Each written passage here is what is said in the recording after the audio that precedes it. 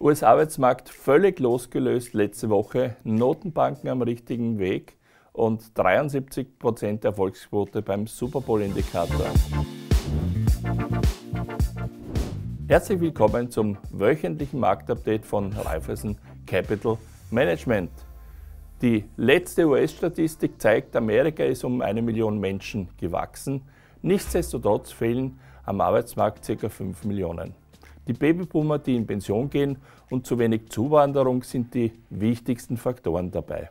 Nun zu den aktuellen Daten. In der letzten Arbeitsmarktumfrage wurde bestätigt, dass 0,3 Stunden pro Person mehr gearbeitet wurde. Das hochgerechnet sind ca. 1,1 Millionen Jobs. Da wundert es nicht, dass letzte Woche 517.000 Jobs geschaffen wurden.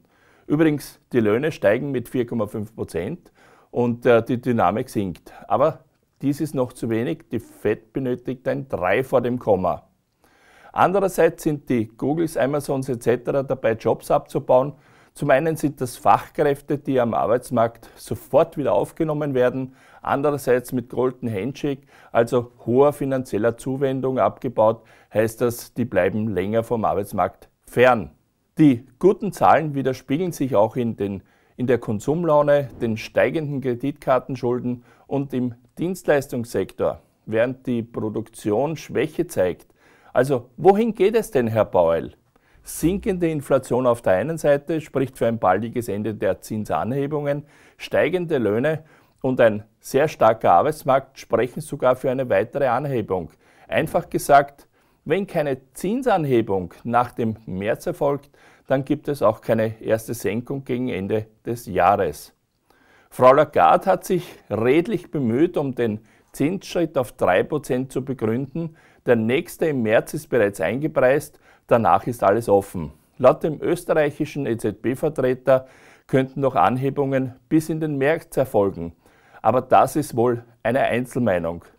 Ja, zurück nach Amerika und zur Super Bowl. Danke Christian für die Steilvorlage. Mit 73% die Erfolgsstory schlechthin, der Super Bowl-Indikator. Um was geht es? Im American Football Finalspiel treffen die Mannschaften zweier Conferences aufeinander. Auf der einen Seite die American und auf der anderen Seite die National Conference. Kann man durch den Gewinner einen Rückschluss oder eine Prognose auf die Kursentwicklung des S&P 500 bekommen? Ja, man kann. Nämlich dann, wenn die National Conference gewann, dann kam es 31 Mal zu Kursanstiegen und wenn die American Conference gewann, dann hat es 10 Mal zu Kursverlusten geführt. Das heißt, die Prognose war in 73% der Fällen richtig. Um aber beim Augenzwinkern zu bleiben, wichtig ist, in welcher Konferenz die Mannschaften gegründet wurden. Ansonsten sinkt der Erfolgsfaktor auf 54%. Ja, dieses Jahr spielen die Kansas City Chiefs, das sind die mit den roten Leiberln, gegen die Philadelphia Eagles, das sind die mit den grünen Leiberln, und die spielen in der National Conference, also Daumen hoch für die Eagles und wir hoffen, dass sie gewinnen. Wir sehen uns am Sonntag bei der Super Bowl und um weiter nichts zu versäumen, bitte hier abonnieren und bis zum nächsten Mal dann alles Gute und gesund bleiben, euer Larry. Thank